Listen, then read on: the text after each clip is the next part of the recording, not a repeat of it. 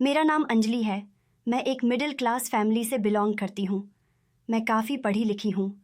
मेरी पढ़ाई पूरी होते ही मेरे माता पिता ने मेरे लिए रिश्ता देखना शुरू कर दिया था। मेरे लिए लड़के का रिश्ता आया था। उसका नाम अमित था।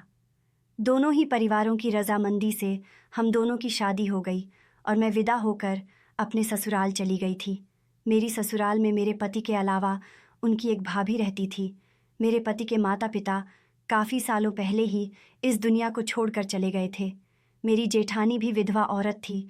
उनका इस दुनिया में कोई नहीं था, इसलिए वह अपनी ससुराल में ही रह रही थी। मेरी जेठानी के पास कोई औलाद नहीं थी। उनके पति जल्द ही इस दुनिया से चले गए थे। उनका नाम राधिका था और भरी जवानी में ही वह विधवा हो गई थी।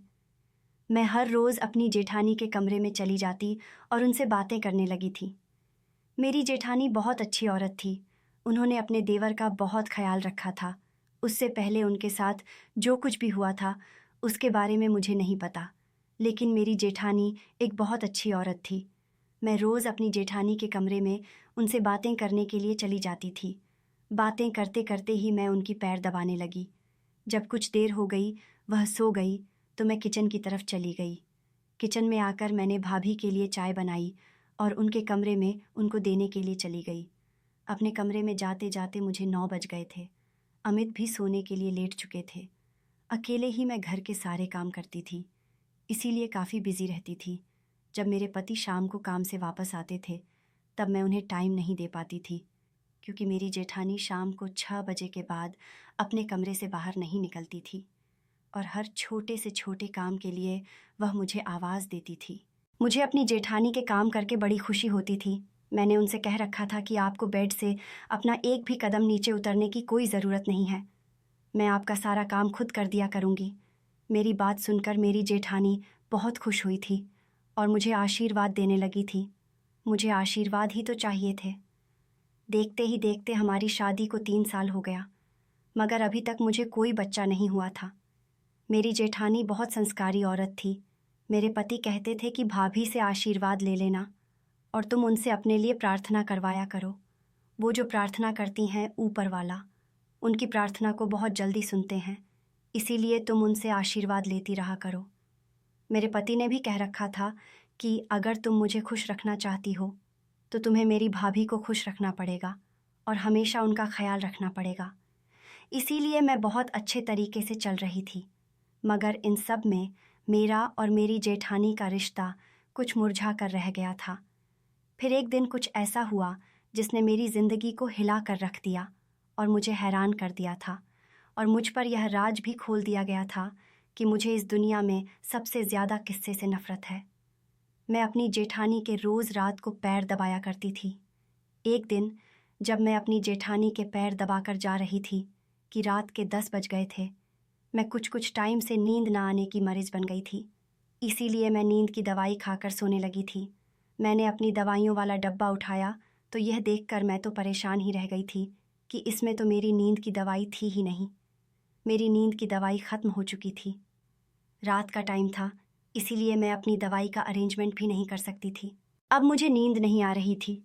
अब मैं इतनी पहाड़ जैसी लंबी रात किस तरह से काटूंगी? मेरे पति भी सो चुके थे। मैंने डरते डरते अपने पति को जागने की कोशिश की, लेकिन उनकी तरफ से कोई जवाब नहीं आया। शायद वह बहुत गहरी नींद में थे, इसलिए वह उठ नहीं पाए। वह तो इतनी गहरी नींद में सो रहे थे। मैं भी सारे दिन की थकी हुई थी, इसलिए लेट गई। मैंने सोचा कि मैं लेट जाती हूँ, शायद थकान की वजह से मुझे बिना दवाई के ही नींद आ जाए। मगर रात के 2 बज चुके थे। लेटे लेटे मेरी कमर दुख गई थी, लेकिन मुझे नींद नहीं आ रही थी, इसीलिए मैं तंग आकर उठकर बैठ गई। मैं बोर हो रही थी, इसलिए मेरे दिमाग में ख्याल आया कि मैं भाभी के कमरे में जाकर उनके पास बैठ जाती हूँ। मेरी जेठानी कहती थी कि मैं तो सारी रात जागती रहती थी, मुझे नींद कम ही आती है। मैंने सोचा कि चलो मैं उनके पास ही जाकर उनके कमरे में अपना टाइम पास कर ही लेती हूँ। मैं अपने कमरे से निकलकर जैसे ही अपनी जेठानी के कमरे की तरफ बढ़ी तो मर्द के बोलने की आवाज़ आने लगी। अचानक ही मेरे बढ़ते हुए कदम यह आवाज़ सुनकर रुक गए थे। ये कैसे हो सकता था कि मेरी जेठानी के कमरे से किसी मर्द के बोलने की आवाज़ आ रही थी?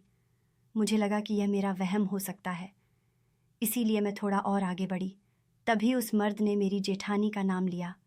वो मेरी जेठानी का नाम राधिका पुकार रहा था। अब तो मुझे पक्का यकीन हो गया था कि यह आवाज़ मेरी जेठानी के कमरे से ही आ रही है। मुझे अजीब सी खुशी हुई, न जाने क्यों, मगर मेरे दिल को अचानक से सुकून आ गया था। मैं अपने उल्टे पैरों से अपने कमरे में वापस आ गई थी और अपने पति अमित को उठाने लगी।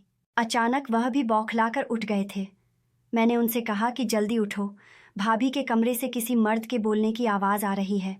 उनके कमरे में कोई मर्द आया हुआ है। यकीनन उन्होंने अपने किसी आशिक को घर बुलाया होगा। वो भी रात के इस टाइम, क्या मतलब बनता है किसी आदमी के आने का। मेरे पति एकदम गुस्से में आ गए थे और कहने लगे, अंजलि, मैं तुम्हारी ज़ुबान खींच लूँगा अगर तुमने मेरी माँ जैसी भाभी पर कोई भी गलत आरोप लगाने की कोशिश की तो। इसीलिए सोच समझकर मेरी भाभी के लिए कुछ भी बोला करो। मैंने अपने हाथ से पति का हाथ पकड़कर उठाया और उन्हें बाहर की तरफ खींचने लगी और कहा, एक बार मेरे साथ तो चलो, अपनी आंखों से सब कुछ देख लो। मेरे पति तो मुझे गुस्सा नज़रों से घूर रहे थे और मेरे साथ साथ मेरे पीछे चलने लगे। मैंने एकदम से भी अपनी जेठानी के कमरे का दरवाज़ा खोल डाला ताकि मेरे जेठानी को संभलने का भी मौका ना मिल सके। दरवाज़ा खोलने के बाद में और मेरे पति सामने देखकर हैरान रह गए थे, क्योंकि मेरी जेठानी तो अपने कमरे बैठे थी। फिर जेठानी ने जब पीछे मुड़कर देखा तो हम दोनों को सवालिया नज़रों से घूर रही थी। मैं उन्हें देखकर घबरा गई थी। मैंने कहा, भाभी, मैं आपसे सर दर्द की गोली लेने आई थी, मेरे पास नहीं है, शायद आपके कमरे में मौजूद हो। जेठानी ने मेरे पति को अपने नज़दीक बुलाया, लेकिन मेरे पति उनके पास नहीं गए और कमरे से बाहर निकल गए, जबकि मैं अपने जेठानी के कमरे के अंदर चारों तरफ देख रही थी। आखिर वह मर्द कहाँ जा सकता है? अरे जेठानी एकदम से गुस्सा होकर कहने लगी, तुम अब जाओ यहाँ से। यहाँ पर क्यों खड़ी हुई? मेरा मुंह देख रही हो? मेरा दिल तो उनको देखकर बहुत डर गया था। पहले दिन से ही मेरी जेठानी ने मेरे दिल में अपने लिए डर पैदा कर दिया था। मुझे उनसे कुछ भी पूछने की हिम्मत नहीं होती थी। मैं डरते डरते अपने कमरे में चली गई थी। जैसे ही कमरे के अंदर दाखिल हुई तो मेरे पति ने मेरे मुंह पर ज़ोरदार थप्पड़ मारा। वह कहने लगे कि मैं तुम्हें अभी और इसी टाइम इस घर से निकाल दूं। मैंने तुमसे शादी की पहली रात ही यह बात कही थी कि तुम्हें मेरी भाभी का ख्याल रखना है, और कभी भी अगर मैं अपनी भाभी के बारे में कोई उल्टी सीधी बात सुन ली तो मैं तुम्हें बख्शूंगी नहीं। लेकिन मैं तुम्हें एक आखिरी मौका देता हूँ। मौका इसलिए दे रहा हूँ क्योंकि तुम मेरी भाभी की पसंद हो। लेकिन आज के बाद अगर तुमने अपनी ज़ुबान से ऐसी वैसी कोई भी बात अपने मुंह से निकाली तो मैं तुम्हें डिवोर्स देकर इस घर से निकाल दूंगा, और मुझे इस बात का कोई अफसोस नहीं होगा कि मैं तुम्हें डिवोर्स देकर घर से निकाल दिया है। समझी तुम? मैं तो अपने पति की यह सारी बातें सुनकर हैरान रह गई थी और पूरी तरह से डर गई थी। अमित एक बार फिर सोने के लिए लेट गए थे, जबकि मैं अपने कमरे के कोने में बैठी हुई रो रही थी। आज मेरे पति ने मुझे मेरी जेठानी की वजह से इतनी बड़ी बात कह दी थी। अगर मुझसे गलती हुई थी तो वह मुझे डांट भी तो सकते थे, लेकिन उन्होंने गुस्से में आज इतनी बड़ी बात कह दी कि मुझे अपनी जेठानी पर बहुत गुस्सा आने लगा है। अब मुझे अपनी जेठानी से नफ़रत हो रही है। मेरी शादीशुदा ज़िंदगी बस उनके इर्द गिर्द ही घूमती आई थी। मेरे लिए अमित का रिश्ता मेरी जेठानी ही लेकर आई थी। मेरी जेठानी बहुत ही धीमी आवाज़ में बात करने वाली औरत और बहुत नरम मिजाज की औरत मेरी फैमिली को बहुत पसंद आई थी। मेरी फैमिली को ऐसा लगता था कि मेरे जेठानी के इतने अच्छे संस्कार हैं तो मेरे घर के संस्कार भी काफ़ी अच्छे होंगे। इसी तरह से इनका देवर भी बहुत अच्छा होगा। यही सब देखते हुए मेरे फैमिली ने मेरी शादी यहाँ कर दी। मेरी फैमिली को तो यह रिश्ता बहुत ही पसंद आया था, इसीलिए उन्होंने कुछ भी नहीं सोचा था और बिना सोचे समझे ही हाँ कर दी थी। मेरी फैमिली का कहना था कि न तुम्हारी ससुराल में सास है, न ससुर है, न नंद है, सिर्फ एक जेठानी ही तो है, वह भी इतनी अच्छी और संस्कारी औरत है। तुम अगर अपनी जेठानी को बेड पर बैठाकर खिलाओगी ना तो तब भी तुम्हारे लिए कम ही होगा। बहुत अच्छी औरत है। कभी उसके दिल को तकलीफ़ ना पहुंचाना। हमेशा अपनी जेठानी को अपने सास समझकर उसकी इज्जत करना। बेचारी ने अपनी ज़िंदगी में बहुत दुख झेले हैं। शादी के शुरू के दिनों में ही बेचारी विधवा हो गई।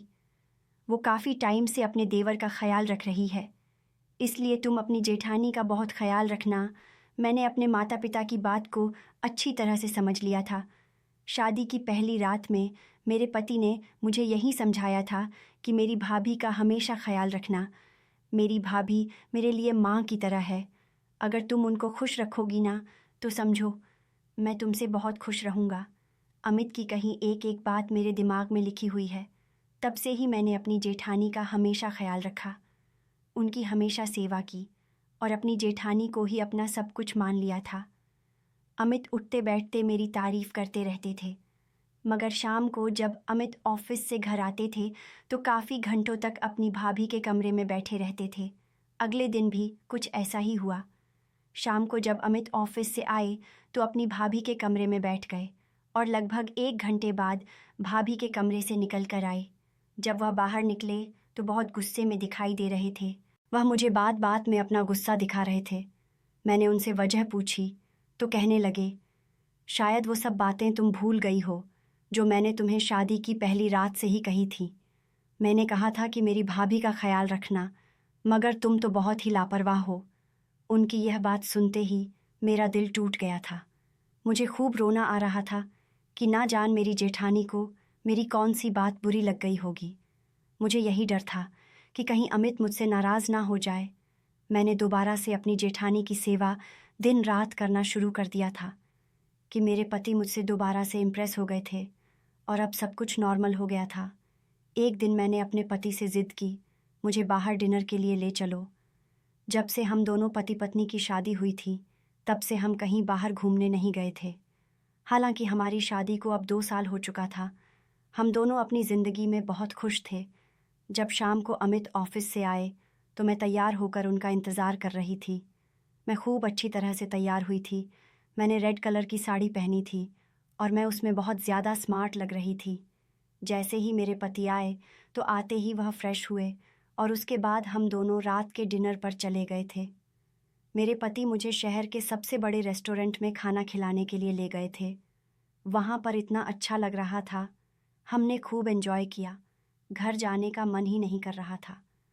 अमित ने मुझसे वादा किया था कि वह अब अक्सर मुझे घुमाने के लिए घर से बाहर लेकर आया करेंगे, लेकिन मुझे नहीं पता था कि वह अपना वादा कभी निभा पाएंगे भी या नहीं, क्योंकि इस बार भी वह मेरे कहने से ही घर से बाहर आए थे। हमें घर लौटते हुए 9 बज गए थे, लेकिन जैसे ही हम घर के अंदर दाखिल हो गए तो घर के अंदर का नज़ारा देखते ही दंग रह गए थे। भाभी घर के आंगन में ही बैठी हुई थी। उनके दोनों हाथों में उनके पति की फ़ोटो थी और वह ज़ोर ज़ोर से रो रही थी और वह अपने पति की तस्वीर देख देकर कह रही थी कि अब आपके जाने के बाद तो अमित भी बदल गया है, और खूब ज़ोर ज़ोर से रोए जा रही थी। अमित एकदम से मेरी तरफ हैरत भरी निगाहों से देखने लगे थे। अमित ने भाभी के पैर पड़कर उनसे माफ़ी मांगी। तब कहीं जाकर उनका गुस्सा कुछ कम हुआ था, लेकिन अमित का गुस्सा और भी ज़्यादा बढ़ गया था। वह गुस्से से आकर मुझसे कहने लगे, आखिर तुम मेरी भाभी के पीछे क्यों पड़ गई हो और मेरे पीछे मेरी भाभी के साथ कैसा सुलूक करती हो? वह हर टाइम मुझसे तुम्हारी शिकायत करती रहती है। मैं तो उनकी यह बात सुनकर चौंक गई थी, क्योंकि मैंने कभी उनके साथ कोई बुरा सुलूक नहीं किया था, बल्कि मैं तो दिन रात उनकी सेवा में लगी रहती थी। मैंने अपने पति को यकीन दिलाया कि मैंने कभी उनके साथ कुछ बुरा नहीं किया, लेकिन वो मेरी बात को मानने के लिए तैयार ही नहीं थे। फिर मैंने उनके सर पर हाथ रखकर उनकी कसम खाई और उनको यकीन दिलाने की कोशिश की थी कि मैं भाभी का हमेशा बहुत ख्याल रखती हूँ।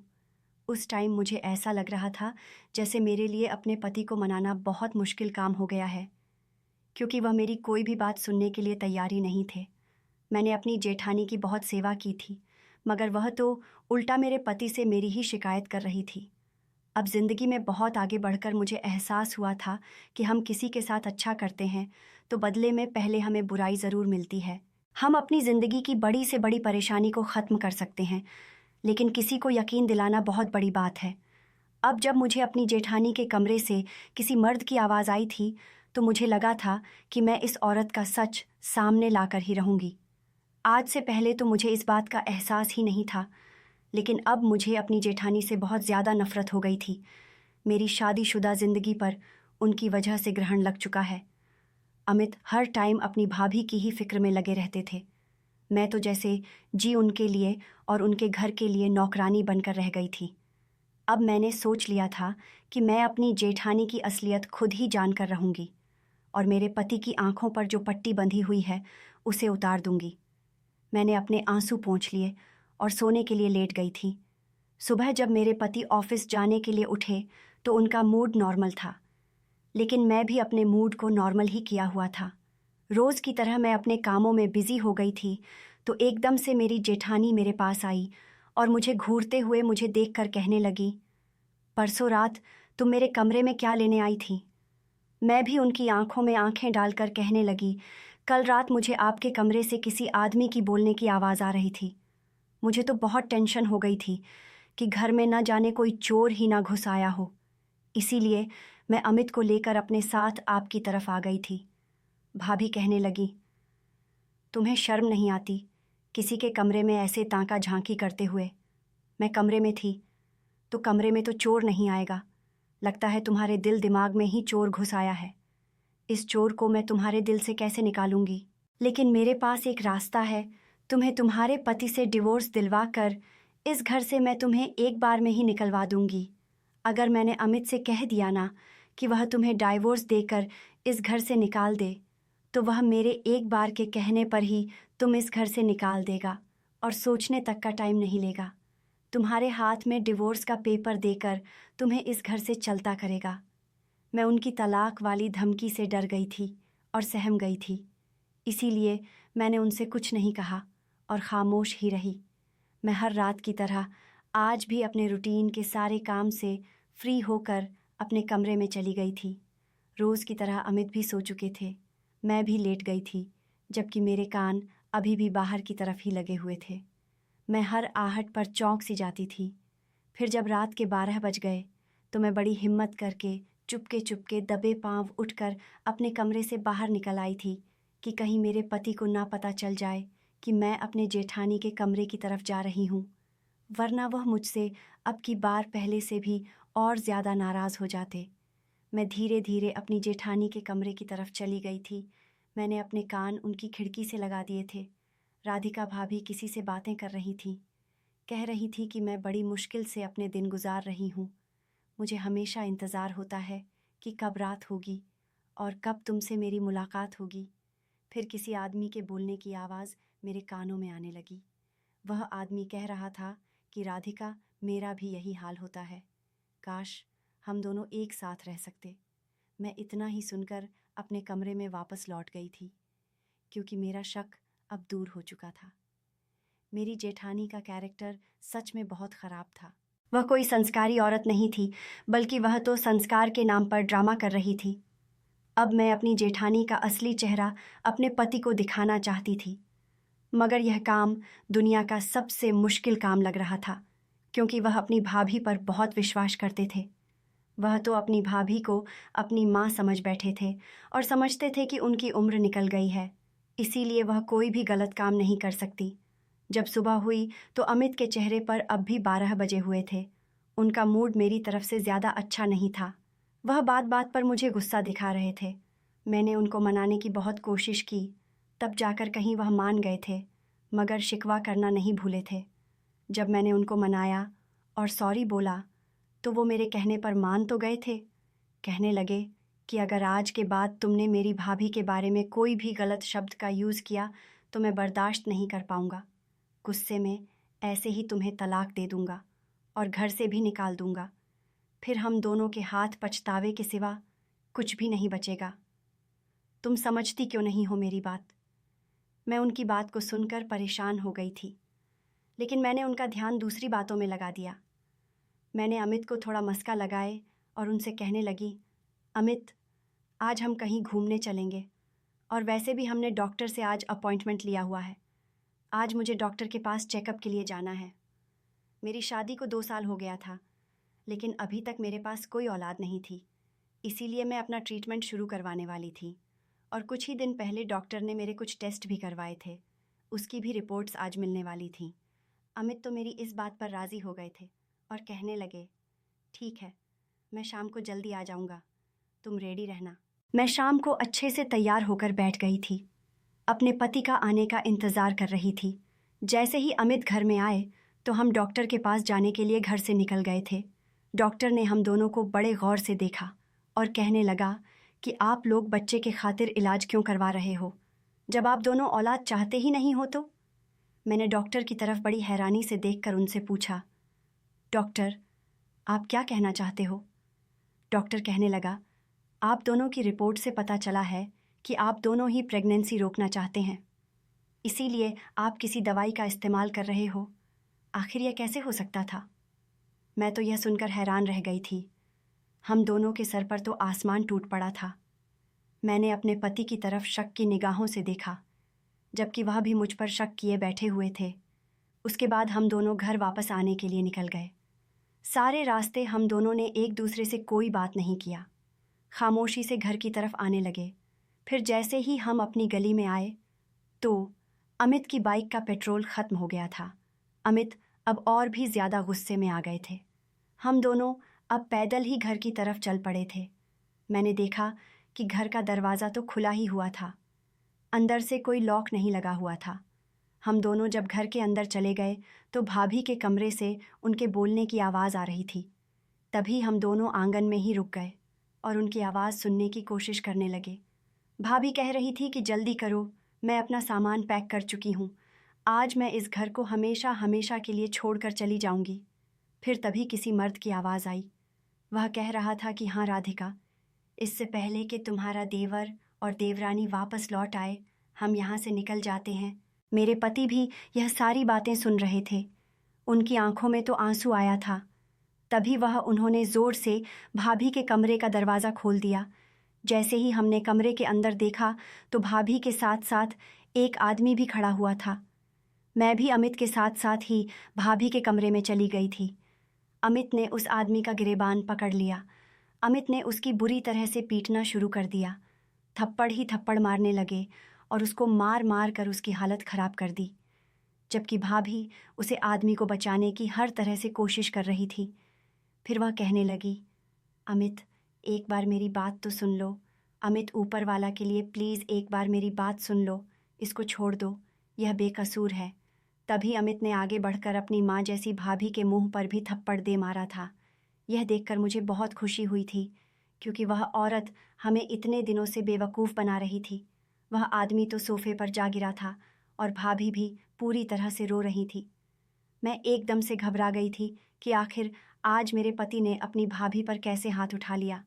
एकदम से भाभी मेरे पास आई और मेरे सामने हाथ जोड़कर कहने लगी, अंजलि, तुम ही अमित को समझाओ। ऊपर वाला के लिए एक बार मेरी बात सुन ले, मुझे एक बार बोलने का मौका तो दे दो। मुझे भी भाभी पर बहुत गुस्सा आ रहा था। मन तो कर रहा था कि मैं भी उन्हें धक्का दे दूं और इस घर से निकाल दूं, लेकिन ऊपर वाला के नाम पर मैंने उनकी बात सुनने का फ़ैसला कर लिया था।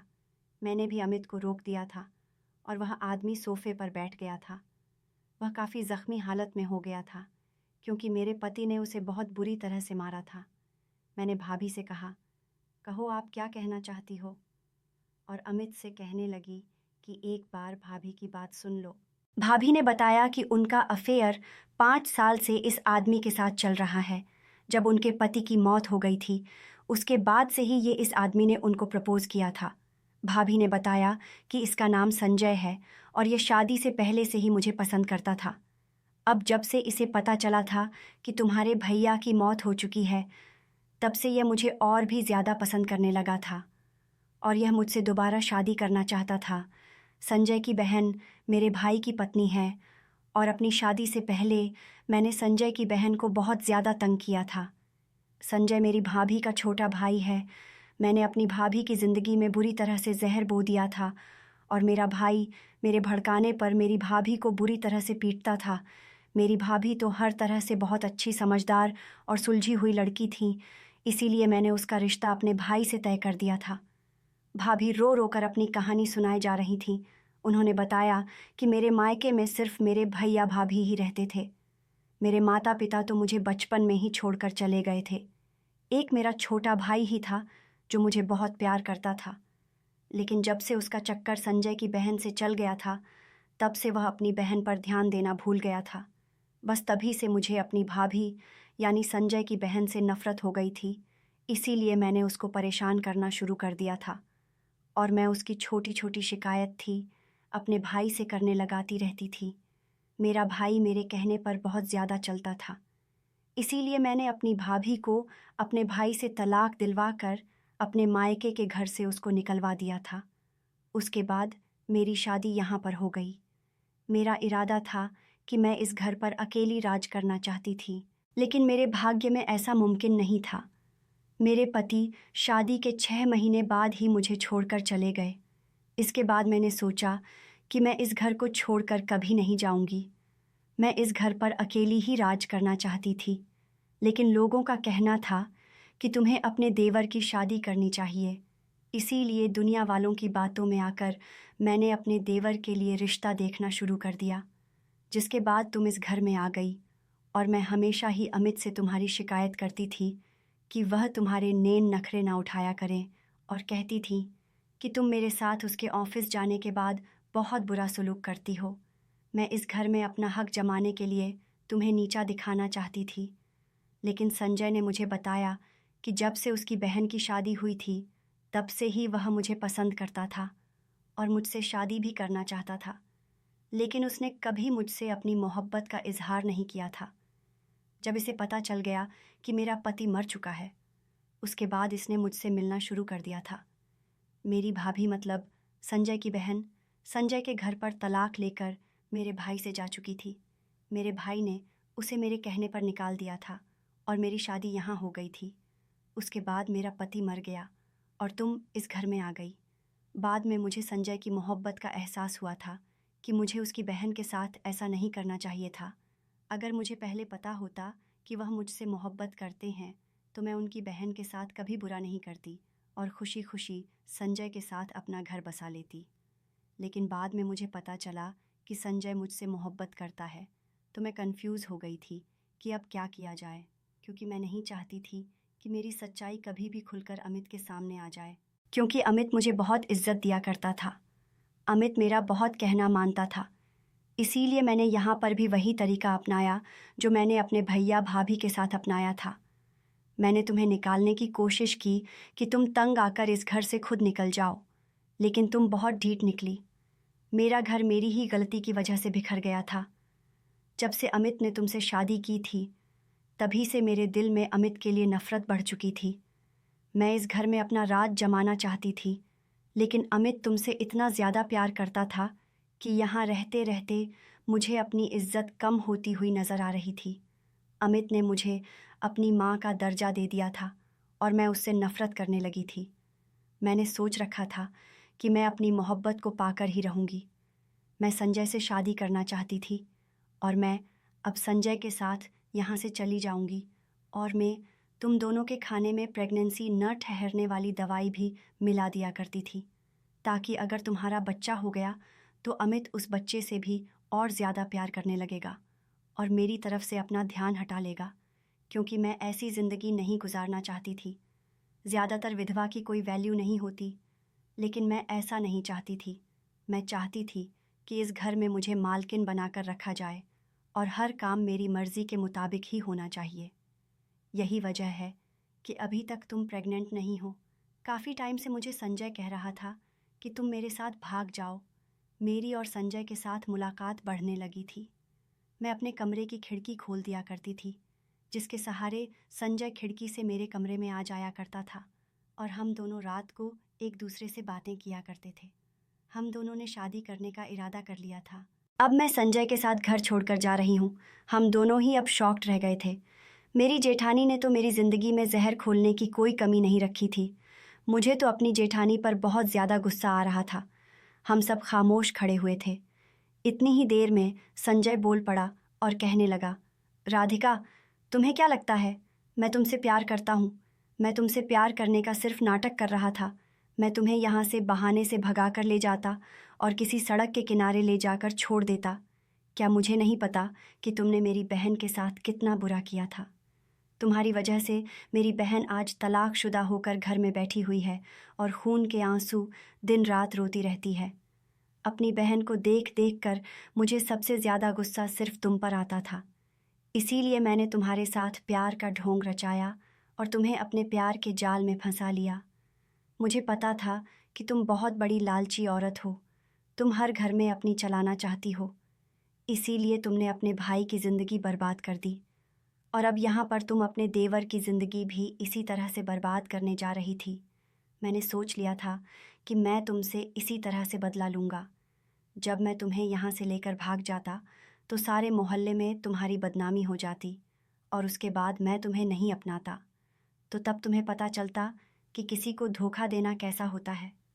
जिस तरह तुमने मेरी बहन को जलील किया था, इस तरह मैं भी तुम्हें सारी दुनिया के सामने जलील करना चाहता था।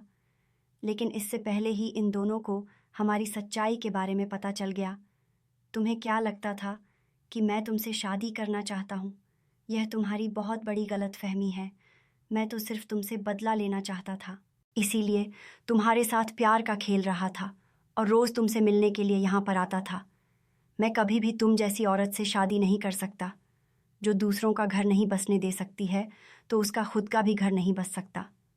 इतना कहकर संजय आगे बढ़ गया था। भाभी संजय के पीछे गेट तक चली गई थी। वो बुरी तरह से संजय के आगे पीछे रो रही थी, कह रही थी कि प्लीज़ मुझे अपने साथ लेकर चलो, तुमने मुझे बहुत बड़ा धोखा दिया है। मैंने तुम्हारी बहन के साथ जो भी किया उसके लिए मुझे माफ़ कर दो, लेकिन प्लीज़ मुझे एक्सेप्ट कर लो। लेकिन संजय ने उनकी एक नहीं सुनी और उन्हें धक्का देकर घर से निकल गया। उसके बाद अमित ने भाभी का हाथ पकड़कर उनके कमरे में उनका बंद कर दिया। वह हैरान थे कि उन्होंने अपनी भाभी को अपनी माँ सम्मान समझा था, लेकिन उनकी भाभी उनकी ही ज़िंदगी में जहर घोल रही थी। इस हादसे के 10 दिन के बाद मेरे पति ने राधिका भाभी की शादी एक 56 साल के आदमी के साथ करने का फ़ैसला कर लिया था। भाभी यह शादी करने के लिए तैयार नहीं थी, लेकिन मेरे पति ने कह दिया था कि अब मेरे भैया इस दुनिया में नहीं हैं, इसीलिए इस घर में और इस जायदाद में आपका कोई हिस्सा नहीं है। इसीलिए अब तुम इस घर में और नहीं रह सकती। मैं तुम्हें ऐसे सड़कों पर बर्बाद होने के लिए नहीं छोड़ सकता। तुम औरत हो, इसीलिए तुम्हारी इज्जत कर रहा हूँ। इस आदमी से शादी कर लोगी तो तुम्हारा घर बस जाएगा, वरना तो मैं तुम्हें धक्के मारकर इस घर से निकाल दूंगा। तुम्हारा अपना कोई नहीं है। यह बात मैं अच्छी तरह से जानता हूँ, इसीलिए मैं नहीं चाहता कि मैं तुम्हें दर दर की ठोकरें खाने के लिए छोड़ दूँ। तुम्हारे लिए बेहतर यही होगा कि चुपचाप शादी कर लो और अपना घर बसा लो। मेरी जेठानी अब हार मान गई थी, इसीलिए उन्होंने शादी करना ही बेहतर समझा और चुपचाप उस 56 साल के आदमी के साथ शादी कर ली। अमित ने उनको विदा करते टाइम उनसे कहा कि आज के बाद आपका और मेरा रिश्ता जो भी था वह ख़त्म हो चुका है। अपना घर बसा लो, इसमें तुम्हारी ही भलाई है। अगर तुम वहाँ से वापस मेरे घर आ गई तो मैं तुम्हें इस घर में नहीं रखूँगा, क्योंकि अब इस घर में कुछ भी नहीं है जो तुम्हारे लिए बाकी रह गया है। इस घर के दरवाजे तुम्हारे लिए हमेशा हमेशा के लिए बंद हो गए हैं। भाभी रोते हुए अपने पति के साथ चली गई थी। भाभी के जाने के बाद मेरे पति ने मुझसे हाथ जोड़कर माफ़ी मांगी। मैंने अपने पति को माफ़ कर दिया था। अब मैं अपने पति के साथ बहुत खुश हूँ। कुछ टाइम बाद ही मैंने एक प्यारी सी बेटा को जन्म दिया। भाभी से हमारे सारे रिश्ते नाते ख़त्म हो गए। अब मैं अपने ससुराल में बहुत खुशी खुशी रह रही थी। मेरी सारी ज़िंदगी खुशियों से भर गई है। मेरे पति मुझसे बहुत प्यार करते हैं, इंसान जैसा करता है, वही अपनी ज़िंदगी में भुगत भी लेता है। ऐसा ही कुछ मेरी जेठानी ने भी किया था। संजय उनसे सिर्फ बदला ले रहा था और उसका बदला पूरा होते ही उसने भाभी को छोड़ दिया था। अब शायद भाभी अपनी ज़िंदगी में खुश हो, लेकिन उन्होंने जो कुछ भी किया वह बहुत गलत किया था। दोस्तों, उम्मीद करती हूँ आपको हमारी कहानी पसंद आई होगी। कहानी पसंद आई है तो वीडियो को लाइक करें, चैनल पर नए हैं तो चैनल को सब्सक्राइब करें और हाँ, नोटिफिकेशन बेल को ज़रूर दबाएं ताकि अगली अपडेट सबसे पहले आपको मिले।